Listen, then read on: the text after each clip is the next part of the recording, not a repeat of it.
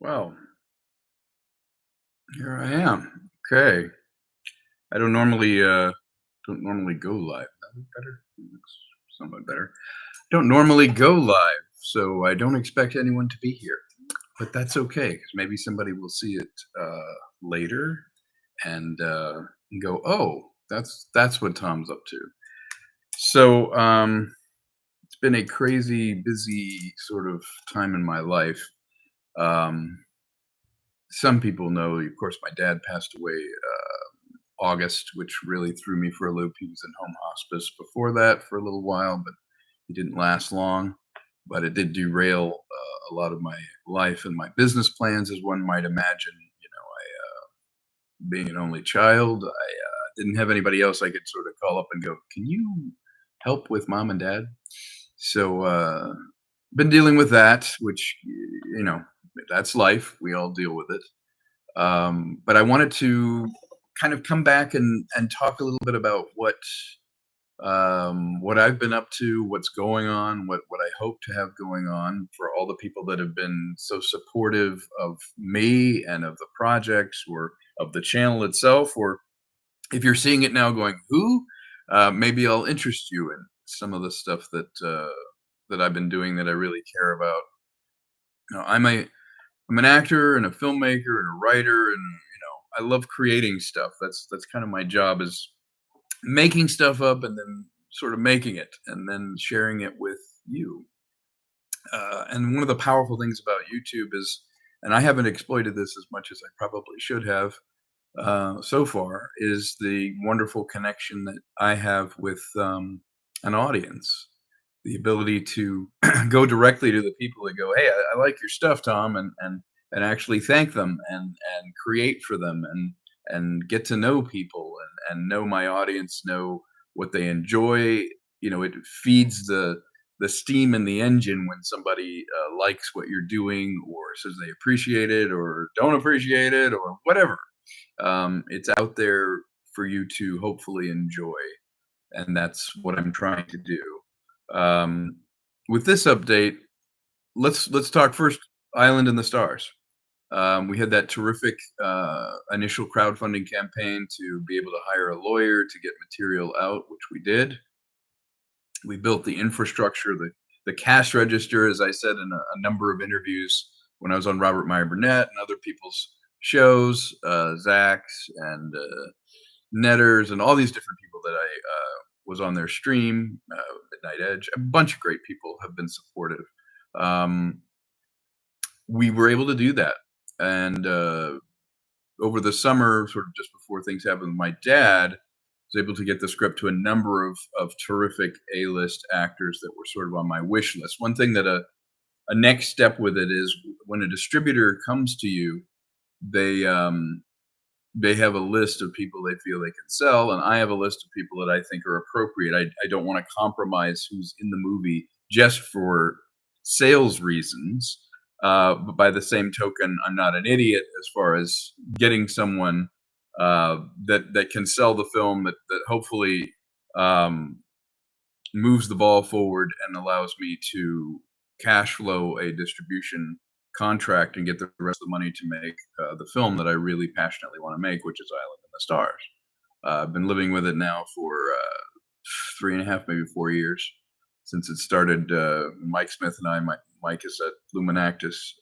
By the way, there's links to all my projects in the description as I talk about them. If you want to learn about them or go, "Hey, jump in and get involved," if some of them are crowdfunding, or you just want to watch them, you're getting people to watch the channel more, particularly um, new things that I've put up, like my stuff from Mindstream, which I'll talk about in a little bit, which is my Radio Reborn, kind of the humorous side. I used to do a lot of comedy, a lot of sketch comedy and British comedy and different stuff, and the outlet for that during the pandemic became doing all these live streams that I would record and then add layers in and music and things. And it really became like Radio Reborn. It was audio fiction podcasts have found new life, and so through this thing called Radio Reborn, which I've been lucky enough to get some amazing actors executing scripts that I come up with, or In a few cases, we reenacted some classic scripts. Hello, everybody. Hail, everybody. All two of us. Well, that's great. I'm grateful that you guys are here. I'm just kind of updating everybody on what's going on in life and with the project. So I'm glad you're here, both of you. Shanatsky and deleted scenes. Thank you. Um, so as I was saying, that became an outlet for me where it's now on.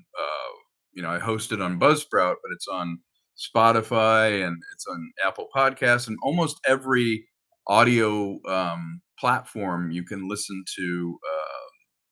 The reasonably amazing adventures of Flash Gordon. I have 10 episodes of that. I'm really proud of.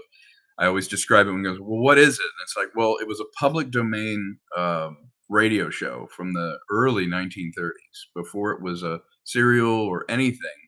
They did these sort of, radio show adaptions of the comic book. And, I love science fiction, but I also love doing comedy. And I thought, well, that would be kind of fun to do a Naked Gun, Monty Python style. Yes, I'm looking forward to hanging out. Looking at a Naked Gun, Monty Python style take on these Flash Gordon radio shows, and it just sort of flowed out of me, and I started working with Curtis Bedford on them, who wanted to start Mindstream Players with me. And I brought in people like Stephanie Stearns Dooley and Jude Gerard Press, Bob Clendenin, Dave Beeler, Gino C. Villanelli, a bunch of the actors, some of which Michael Neal, some of these actors I've worked with for 20, 25 years, because my day job is still as an actor. I have some terrific people that I started off on stage with and doing shows with. And so, Radio Reborn and the Mindstream Players is a labor of love. I've loaded them here on my channel. I also have a dedicated channel, Mindstream Radio, here on YouTube as well. But you can listen to them on any audio platform. And something I wanted to share with you about that, since seem to have veered off into that from talking about Island of the Stars. I'll come back to it. We just did a Halloween show, which I believe Shanatsky came to, right? Yes, you did. And we had a good time. We had a full house. It was an intimate kind of group. It wasn't a huge theater, but it was full, and everyone had a good time. We actually performed. I rewrote an episode of The Shadow called The Three Ghosts, which is sort of a good Halloween theme. We did it at a place called the Philosophical Research Society, which I had never heard of before, but I love this place. It's like an Indiana Jones library and media place and museum. It's a very cool place, and they reached out, and we kind of made a deal to do a one night of 2 shows of what it would be like if you went to a live radio show recording, back in the 30s or 40s. What would it have been like? And so that's what we ended up doing. And hello, chat. If you have any questions about this, just jump in. I am looking at it, guys. If you have any questions about anything I'm talking about, I'm happy to derail the conversation and go over there and talk about it. So this place, the Philosophical Research Society, was super cool. We went in. We actually had live sound effects, and Brian Arata was playing organ, piano sounds during it. We did 2 things. I had rewritten The Shadow, The Three Ghosts. I played The Shadow, and we had a full cast, perform that. And then we did The Rats in the Walls, which is an H.P. Lovecraft story that John Streisig actually adapted, and I directed that one as well. I played Norris in that. Pete Handelman played the lead, Delacour. Pete was also in the rest of it. It was a really fun night, and it was the first time I had been on stage. I used to be on stage every week, in the 90s and stuff. That was what a lot of what I did was live shows, and it was a lot of scripted sketch or plays and different things, which is really where you're honing your instrument as an actor and trying things out. And I missed it. I stopped doing it right before the pandemic, and then the pandemic kind of killed it because you couldn't do live theater in LA or couldn't do live performance of any kind. So I got back into it, and I really enjoyed it. We recorded it actually live too, and I have not listened to the recording yet because I had to leave, and we filmed it and had recordings of it. We used these Zoom recorders to record it, but the files needed to transfer. So Curtis actually stayed and got the files, and I haven't gotten them yet from him. But I am going to make shows out of it, and I will post them here and as audio versions on all the podcasting platforms, Spotify and Apple Podcasts and all those, so that you can, if you missed it, you can hear it.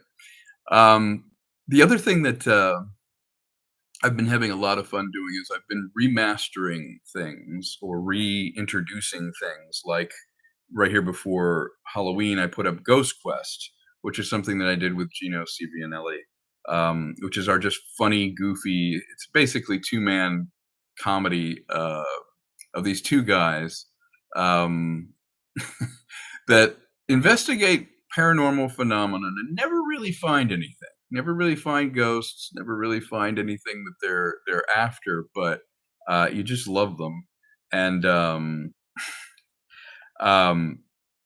take a look at those. Those are here on this channel here called Ghost Quest. We have these little vignettes of where we'll go, and they're really a high wire act. There's a couple of them.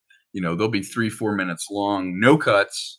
It's just the comic timing between us as performers. There's one with a solar powered meat thermometer that I'm quite proud of. Take a look at that here on the channel if you get a chance, and please comment on the videos and let me know what you're liking and not liking. We may revisit that. I actually just got together with Gino, and we were lamenting that we had written a pilot that we never filmed anything from. So maybe if people are liking Ghost Quest on here, um, we might do another one. The other thing that I wanted to talk about is one way that I'm trying to get more eyeballs on things and raise the profile on it. And some of my other material that I've done over the years that I'm really proud of is Invention with Brian Forbes. That is currently on Tubi right now. If you search Invention with Brian Forbes on Tubi TV, it's free. There are some ads in it, but that's how you get paid. And certainly, worth looking at if you like British comedy. It's me and David Beeler doing two characters we absolutely love. I love Sir Reginald No. I've been doing him for 20 years, and I always enjoy switching my mind to his. And those are scripted. I love writing them, and really enjoy directing them too, because Dave's amazing as Brian Forbes. Take a look at those. I do have a version of it also with things that didn't end up in the Tubi version. The Tubi version is about an hour and a half.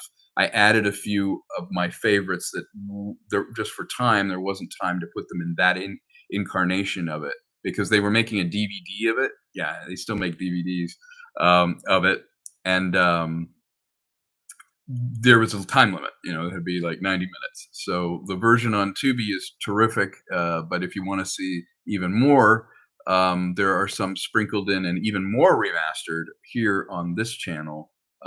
Look for Invention with Brian Forbes. It's the compilation one that just got uploaded right here on the channel. Definitely be fun to take a look. These things, I do them as a labor of love, and hopefully they make you giggle or you get a laugh out of it, or we try and be, witty and clever, and I'd love to know what you think of them.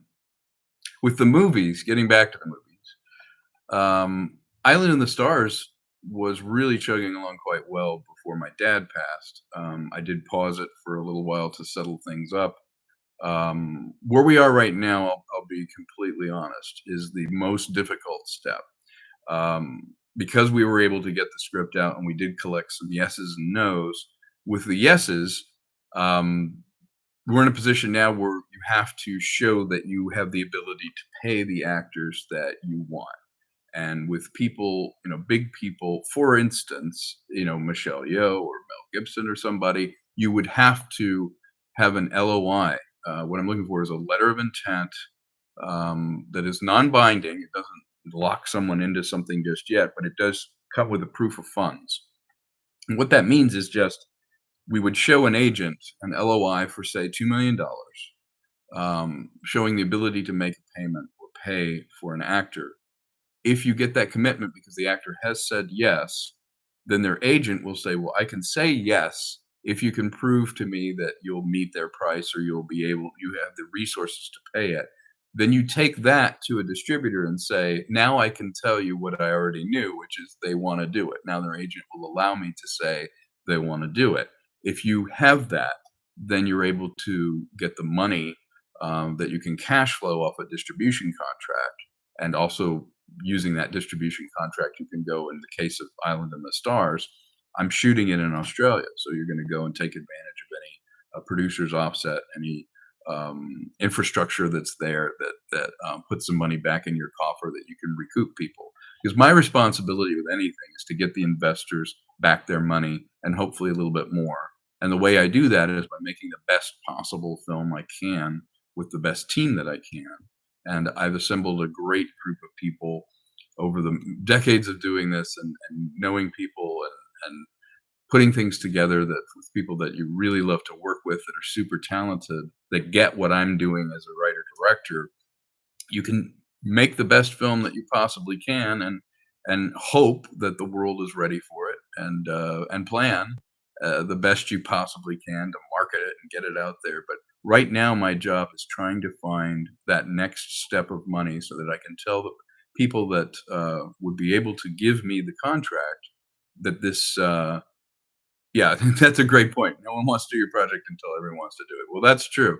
Um, you can know that people want to do it, but you need permission from the gatekeepers to tell them on the other side that those people do want to do it, and that's where I am right now. And we have some very significant leads in that area. One recently, Vernon is traveling at the moment. I think he's back now, but he called from another country and had met someone that he was traveling with who was very keen on it. So I'm going to have a conversation with that person very soon. But we need to multiply those people. I need to find 5 or 6 people like that because most are going to say no at the end of the day, and hopefully one says yes, and that moves us to the next step. So with Island, um, I have developed it as much as I possibly can. If you saw the depth of the preparation we've done, we have everything: the cash flow, the detailed budget, the production designs,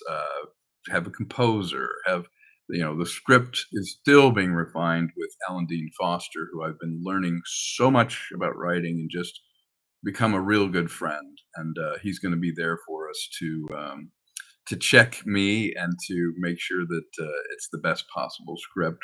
Mike and I have the utmost respect for him, and he adds positively to the screenwriting process. And then terrific cast, obviously, and then the producing staff on this is great. I'm really lucky to have put this team together, and I'm trying to keep it together. And the thing that keeps it together is money. So the crowdfunding is still open on it. We do have stretch goals. That money right now is important because it allows me to keep a lawyer on retainer to do these contracts. If an investor comes back and says yes, you have to draw up paperwork, you have to do all the things you want, and if you want to approach other actors, they don't always take a call. You sometimes need to have it come through a lawyer and or agent. So that hello, Darth. Thanks for joining. I'm glad you're here.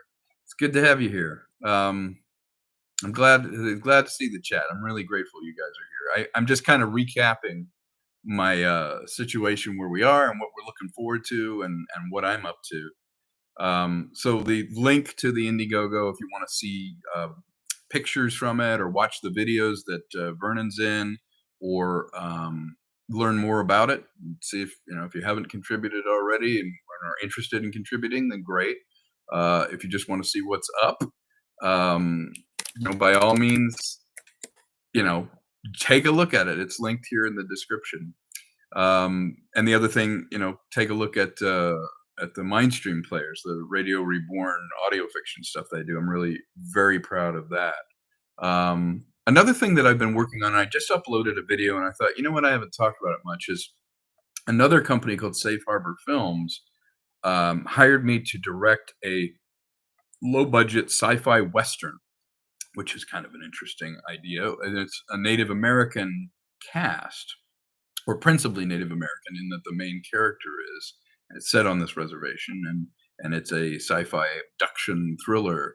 And I have an interview with Michael Horse on here, which is kind of interesting. I really loved chatting with him, talking about how do you like to work and all the different people that he's worked with, from Twin Peaks to all the Lone Ranger to all the different things that he's done. He joined the cast, and he seems excited to have me directing him, which is a lot of fun. I know they're also doing a crowdfunding. That link is in the description as well, and it's very worthwhile. Take a look at Paleface.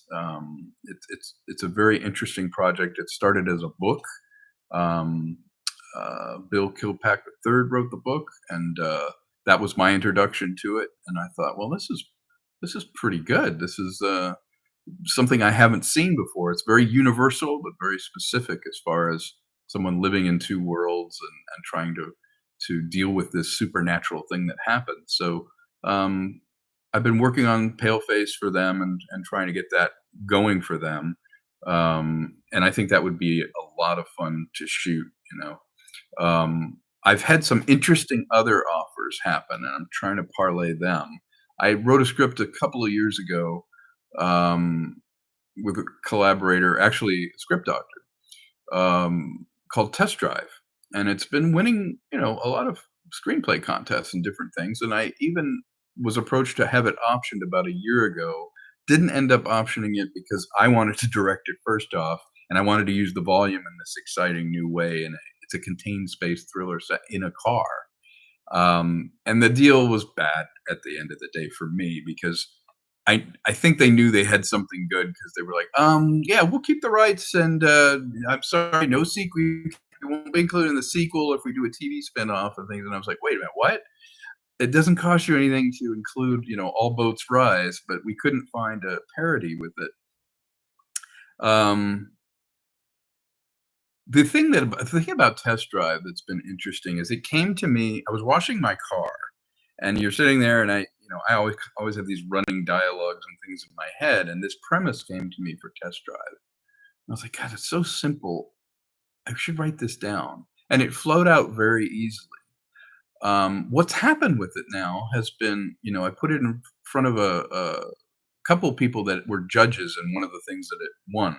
And I said, I don't care about the prize, but who were the judges?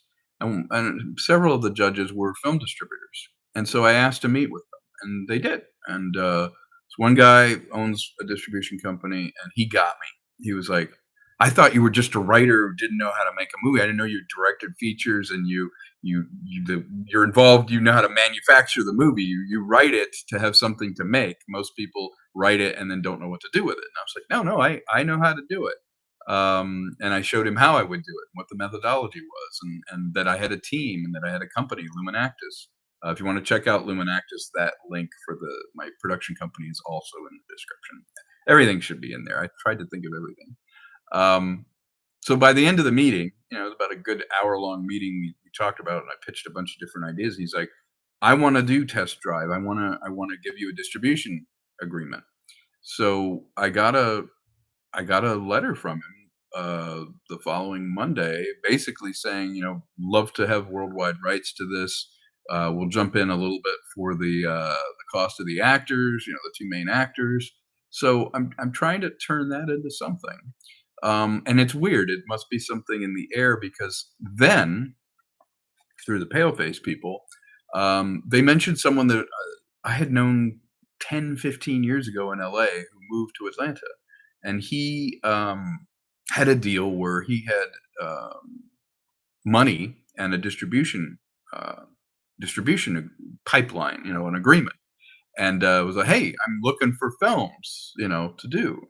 Okay, I found out, the split is very good. What they're bringing to the table for financing, they're looking for 1,000,000, 2,000,000, 3,000,000. Although they would go up to 15,000,000, but you need to have 30% in place. So a lower budget movie makes sense for me to go out and find somebody that's willing to put some money in as an executive producer, because I can get that money back to them through the tax credits and through producing this, and of course through the sales that it's going to make even before it gets released.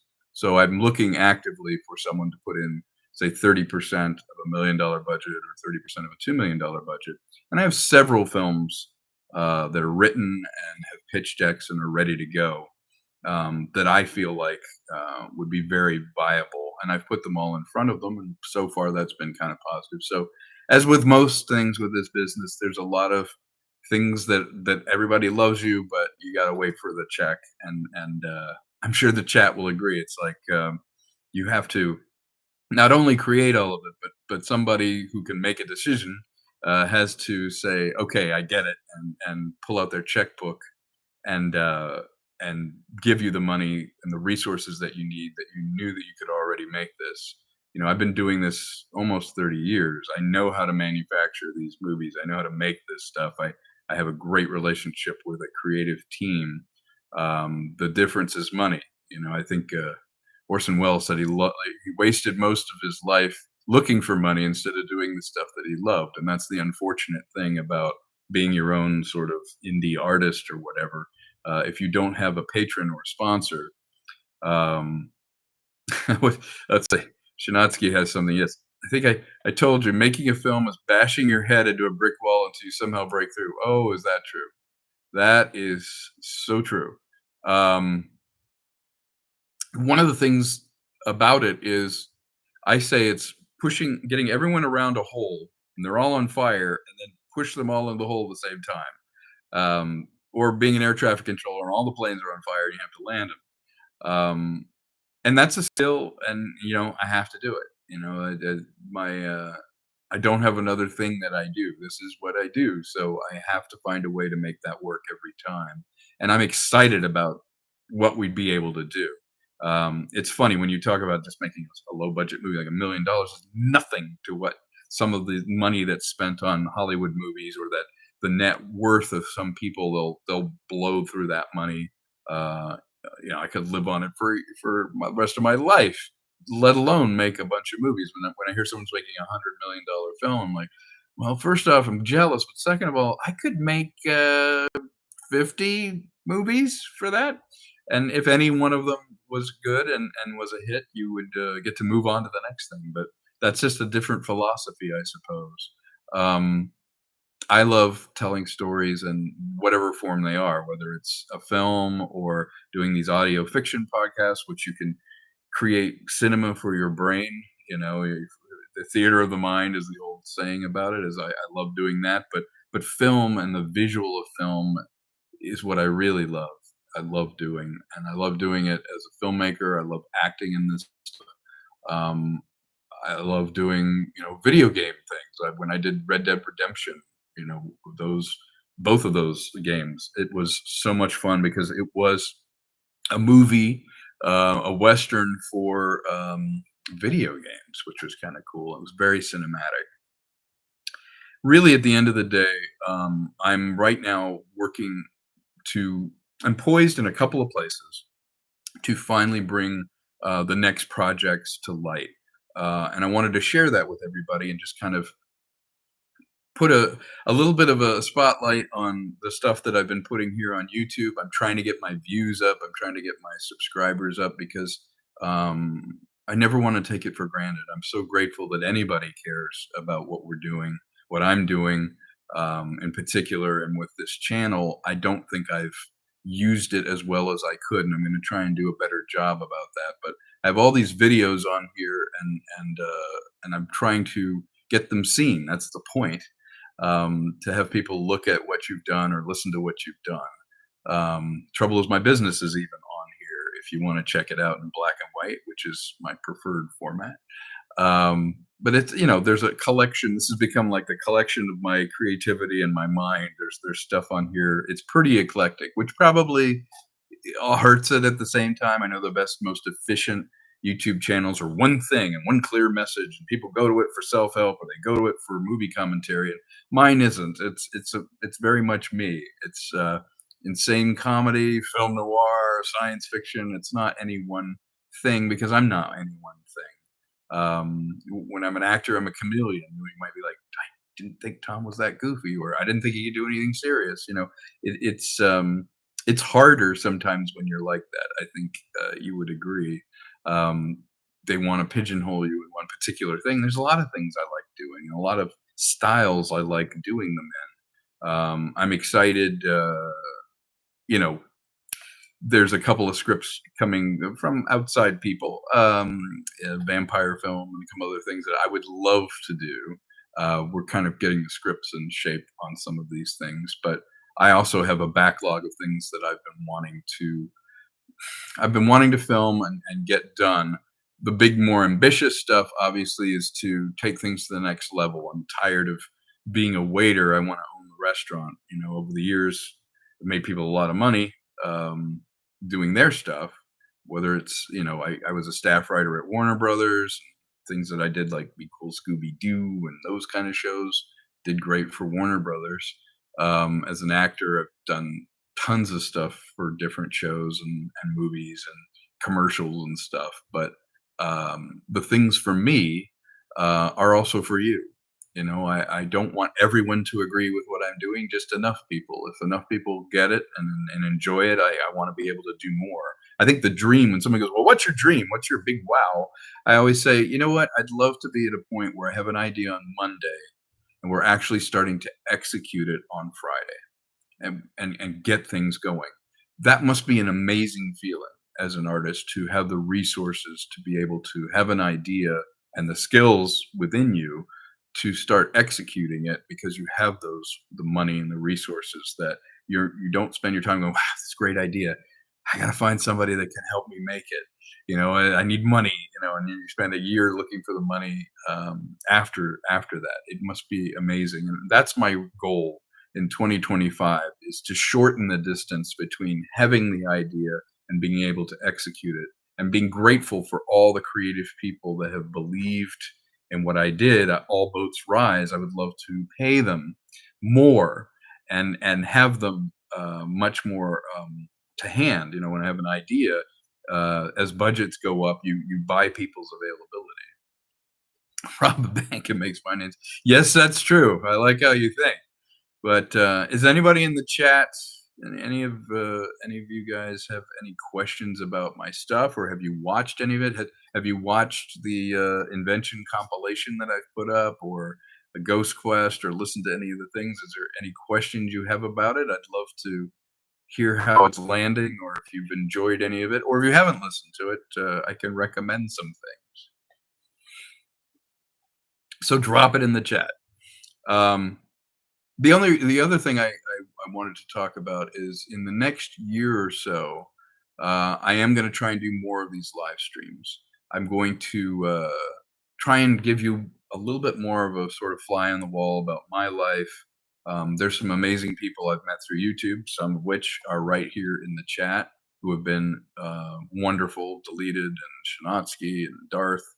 You guys all have made a difference and have supported me, and I'm grateful for it. And I wouldn't know you had I not been here on YouTube. And I've realized that that's sometimes the gold that's right in your backyard that you go out looking somewhere else for it. But I have you guys and the people that I've met through YouTube that have made a huge difference. One person that I met through YouTube, he's really made a big difference in my ability to do things and my reach and the things that I've been able to do. So there are a number of people, a number of men and women that have made a huge difference through this. And maybe I need to be on here a little bit more. Do you think that's a good idea for me to do these sort of live updates maybe on the weekend? Drop a comment or leave something in the chat. Okay. Thoughts on movies that are made for Tubi or YouTube? Is it a good jumping off point for a first time filmmaker? I think by made for Tubi or YouTube, I'm assuming you mean the scale and the budget of it. Tubi is really coming up. They do have an original movie division that they're starting, but they are giving some serious competition to even Disney Plus. I met the guy that was doing Tubi years and years and years ago when he was handing out a card at American Film Market wanting to start it. And I thought, oh, that's an interesting idea. It's kind of like cable, it's got commercials, but it's free, so you could go watch a movie or watch a TV show on this platform. Well, Tubi just they have the best indie library out right now. I hope they don't get so big that, like Amazon, they purge all the indie stuff that got them there once they get a bigger company involved and big stuff that they don't want to compete um, with indie stuff and they dump it. I hope Tubi stays that way because what a repository of like obscure 80s B movies, my movies, talk about obscure, all these indie movies that make it really cool to go on Tubi. Sometimes I'll have like 10 things stacked up. It's like, oh, I want to watch Jason the Argonauts and I want to watch this and that. And wow, they've got this old film noir. You got this. So it's a cool, they have Farscape. I mean, they have a ton of stuff on there. I think making a movie on you that ends up on Tubi or YouTube can be good for a first time filmmaker because it's proof of concept that you can execute, you can deliver it. Tubi has delivery requirements. You know, it has to be of a certain spec and it has to be of a certain quality. But it also gives you that feedback loop. You know, if you put it on YouTube, you're going to get comments and people are going to see it. That's where the eyeballs are. With Tubi, if you get some commercials on it and stuff, you'll start to see a little bit of money. I think as a first time filmmaker, any chance you have to get your stuff seen, and if the platform is agnostic, it doesn't really matter what the platform is. If you can make a little bit of money enough to make another thing, that's more ideal, which you can monetize YouTube and Tubi does pay something. So I think it's a good way of thinking of going, I'm going to make something that's professional enough to be on Tubi, or I'm going to make something and make it work on YouTube. So delete it. I think that that's a very long answer, uh, but it's my thoughts. I do think having an idea of where it's going to be before you make it is super important because we do stuff that we want to see and we hope people agree with it, but you are doing something for a platform and an audience. You don't paint a painting and hang it in the closet. You know, you make it to be seen. So I think I think the barrier to entry on YouTube is so low. Yes, no brainer. If you can find a way to make a movie and put it on there, that's great because you can show proof of concept, eyeballs, blah blah blah. Tubi, you do need a distributor to get it on, but again, you might make some money, and you can say you have something that's actually distributed. So that's a great question. Any other questions or any other things? Just drop it in the chat. Um, and if you want to take a look at our show reel, you go to luminactus.com. It's in the description. That's the company that I have here in the valley. We've been around for almost 2 decades now, producing stuff. And we also are vertically integrated. So we'll do visual effects, we'll do post, we do soup to nuts from concept to execution. And I'm ramping that up to be more productive here after a rocky couple of years with everything that was going on in the world. We are back on our feet and starting to do more stuff, which I'm also excited about. So if we don't have any more questions, I just wanted to make this a little update. Do if you haven't subscribed and you like what you're hearing and seeing, please do subscribe and hit me with a like there on any of them and take a look at the videos that I've uploaded or seek out some of the stuff. I think the audio stuff works best, you know, as an audio presentation, although some of them I do show the Zoom when I'm recording everybody, and some of it I actually, you know, directed them live. We did it kind of live, so it's kind of fun seeing the high wire act of, you know, Dracula or Scrooge the Festivus incident. Um, take a look at those, and I'll let you know how the crowdfunding stuff is going. Island is still very much in play. This Paleface movie that I'm directing for them. They're also getting some interesting stuff going. It's definitely worth looking into Paleface. That link is on here. Kind of cool Native American sci-fi western. Um, and that's what I've been up to. I enjoyed doing the live show recently for Halloween, and those will be coming out. And I have a few more projects. I am going to be in an episode of Bosch Legacy that's on Amazon. That's coming out. That's their final season, I think, is coming out early next year. I'm also briefly in Star Wars, Tales of the Empire. I'm Moff Isdane, the villain, which is a blast to do. Really loved doing that. I have a bunch of other projects. You can check out my IMDb. You can see what I'm up to as an actor, and I'm always writing. I have another project that I've finished the script for and just sent it off yesterday, the day before, and we're going to be doing that pretty soon too. So thanks for coming in. Really appreciate the chat. Thank you all. Let me drop a little thank you in here.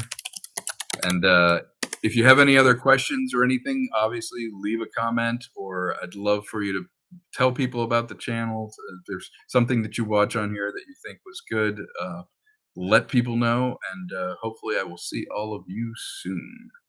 Thanks so much. Shanatsky, Darth, Deleted, thank you for being here. Means a lot to me. Take care, all. Bye bye.